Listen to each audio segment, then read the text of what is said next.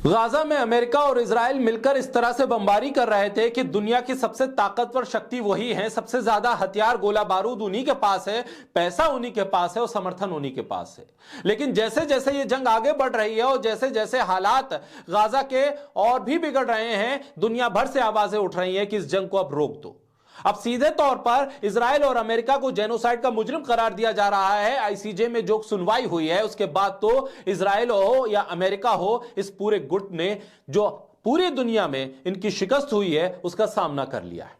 एक के बाद एक कर तमाम देश अब अमेरिका और इजराइल के इस गठबंधन के बाहर होते चले जा रहे हैं, इजराइल के खिलाफ खड़े हो रहे हैं और कह रहे हैं कि फिलिस्तीन में जो आप कर रहे हैं वो सही नहीं है। फिलिस्तीन के लोगों की हिमायत में लोगों का एक हुजूम निकल रहा है सड़कों पर, वो अमेरिका की सड़कें भी हों, इजराइल की सड़कें हों, हर जगह फिलिस्तीन का समर्थन हो रहा है। फिलिस्तीन के और हमास के समर्थन में देश आगे आ रहे हैं और लामबंदी हो रही है। यह कहा जा रहा है कि रेड सी में जिस तरह से अमेरिका ने अपनी मदद के लिए चाइना के आगे गुहार लगाई थी, वो इस बात का नतीजा था कि अमेरिका की दादागिर्दी अब पूरी दुनिया पर नहीं चल पाएगी। उसकी वो ताकत अब कमजोर पड़ रही है, डॉलर की ताकत कमजोर पड़ रही है, हथियारों की ताकत कमजोर पड़ रही है। और इसीलिए दक्षिण अफ्रीका ने जो लड़ाई आईसीजे में लड़ी थी उसके बाद उसने एक मुहिम छेड़ दी है और दुनिया भर के देशों से वो कह रहा है कि फिलिस्तीन के खिलाफ जंग लड़ने वाले इजराइल को सैन्य मदद देना बंद करो। बोलता हिंदुस्तान पर मैं हूं आपके साथ मिर्जा शाकिर अली बेग।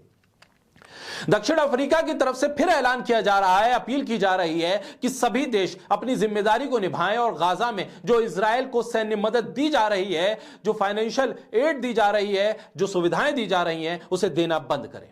क्योंकि दुनिया की सबसे बड़ी अदालत ने यह कह दिया है कि यह नरसंहार है, जेनोसाइड है और इस जेनोसाइड में हिस्सेदारी और देश लेना बंद करें।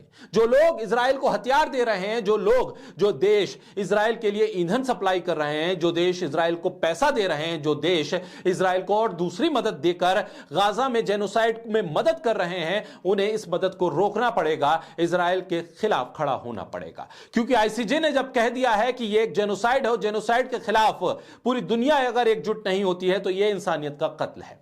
अंतरराष्ट्रीय न्यायालय ने पिछले हफ्ते ही दक्षिण अफ्रीका पर यह इल्जाम साबित कर दिया था, यह कह दिया था कि आप जेनोसाइड कर रहे हैं और इजराइल को आदेश दिया था कि इस जेनोसाइड को रोकने के लिए अपने सैनिकों पर लगाम लगाएं, अपने सैनिकों की बेजा शक्ति का इस्तेमाल करना बंद करे, गाजा के लोगों की मदद करे, मानवीय स्थिति को सुधारने में कदम उठाए और 1 महीने में रिपोर्ट आईसीजे में पेश करे।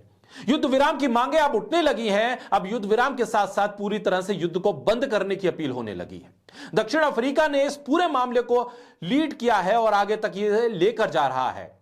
इस मामले को जब दक्षिण अफ्रीका आईसीजे लेकर गया था तब तमाम देशों की हिम्मत बढ़ी थी। अरब देश भी आगे आए थे और कहने लगे थे कि दक्षिण अफ्रीका ने जो किया है वो बेहतर किया है। दक्षिण अफ्रीका पूछ रहा है कि क्या गाजा में नरसंहार होता रहेगा? आईसीजे के फैसले के बाद भी इस पर लगाम क्यों नहीं लगाई जा रही है? दक्षिण अफ्रीका के राष्ट्रपति के प्रवक्ता ने साफ तौर पे कहा है कि देश पर कब्जा और नरसंहार की इजाजत कोई भी नहीं दे सकता। फिलिस्तीनियों का देश है, ये फिलिस्तीन की जमीन है और फिलिस्तीन पर फिलिस्तीन का झंडा बुलंद रहेगा। फिलिस्तीन की जमीन पर किसी दूसरे देश का कब्जा नहीं हो सकता। कोई देश जाकर वहां हमले करके फिलिस्तीनियों को वहां से निकाल कर नरसंहार नहीं कर सकता। इसे रोकना ही होगा और इसे तमाम देशों को रोकना होगा।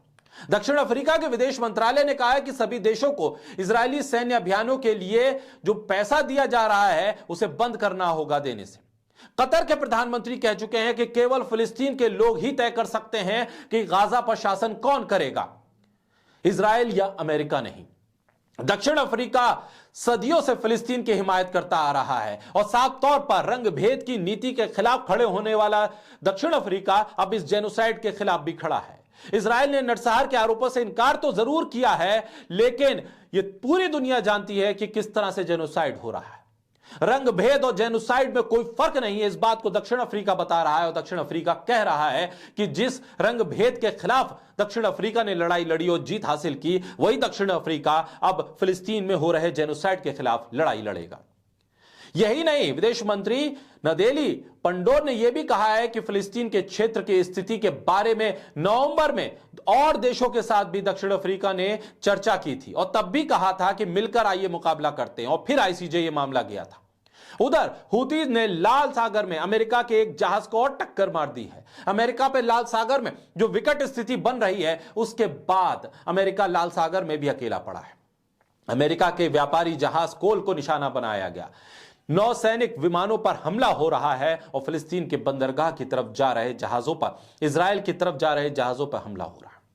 यानी साफ है, इजराइल और अमेरिका लाल सागर में भी घिरे हैं, आईसीजे में भी परास्त हो गए, और अब दक्षिण अफ्रीका पूरी दुनिया के सामने इजराइल और अमेरिका के तमाम पोल खोल कर रख रहा है और कह रहा है कि इनकी मदद करना बंद करो, क्योंकि ये नरसंहार कर रहे हैं फिलिस्तीन के लोगों का।